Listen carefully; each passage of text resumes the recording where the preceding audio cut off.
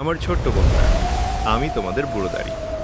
আজ তোমাদের এমন একটি রহস্যময় গল্প শোনাবো, যেটা শুধু ছোটরাই নয়, বড়রাও মন দিয়ে শুনবে। গল্পটির নাম শালবনের জাদুর দরজা। অনেক বছর আগে শালবন নামে একটি ছোট্ট গ্রাম ছিল। গ্রামের পাশেই ছিল একটি ঘন জঙ্গল। সেই জঙ্গলের ভেতরে একটি পুরনো পাথরের দরজা ছিল। গ্রামের সবাই বলতো দরজাটা কখনো খোলে না, আর যে খুলতে যাবে সে পথ হারিয়ে ফেলবে। তাই কেউ কখনো সেই দরজার কাছে যেত না। কিন্তু সেই গ্রামেই থাকত একটি সাহসী ছেলে। তার নাম ছিল অর্ণব। একদিন অর্ণব মনে মনে বলল, শুধু ভয় পেলে তো রহস্যের উত্তর কখনো জানা যাবে না, আমি নিজেই দেখে আসব। এই বলে সে জঙ্গলের দিকে হাঁটতে শুরু করল।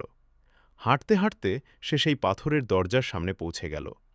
হঠাৎ দরজার সামনে একটি সাদা আলো জ্বলে উঠল। সেই আলোর মধ্য থেকে একজন বৃদ্ধ প্রহরী বেরিয়ে এলেন। প্রহরী বললেন, ভয় পেও না অর্ণব, আমি এই জাদুর দরজার রক্ষক। অর্ণব বলল, এই দরজাটা কেউ খুলতে পারে না কেন? প্রহরী বললেন, কারণ এই দরজা শক্তি দিয়ে নয়, বুদ্ধি দিয়ে খুলতে হয়। অর্ণব বলল, আমি চেষ্টা করতে চাই। প্রহরী হেসে বললেন, তাহলে আগে একটি ধাঁধার উত্তর দাও। ধাঁধাটি হল, আমার মুখ আছে, কিন্তু আমি কথা বলতে পারি না। আমার হাত আছে, কিন্তু আমি কিছু ধরতে পারি না। আমি কে? আমার ছোট্ট বন্ধুরা, তোমরা কি উত্তরটা জানো? একটু ভেবে দেখো। আমি তোমাদের ৫ সেকেন্ড সময় দিচ্ছি।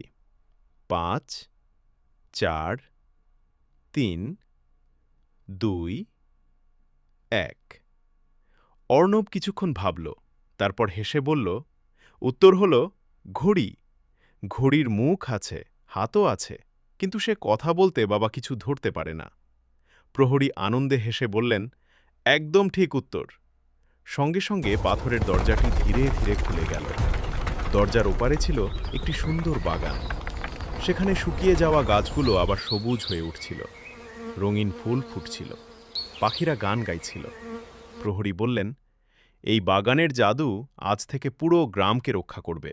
কারণ সাহসের সঙ্গে যদি বুদ্ধিও থাকে, তাহলে কোনো দরজাই বন্ধ থাকে না।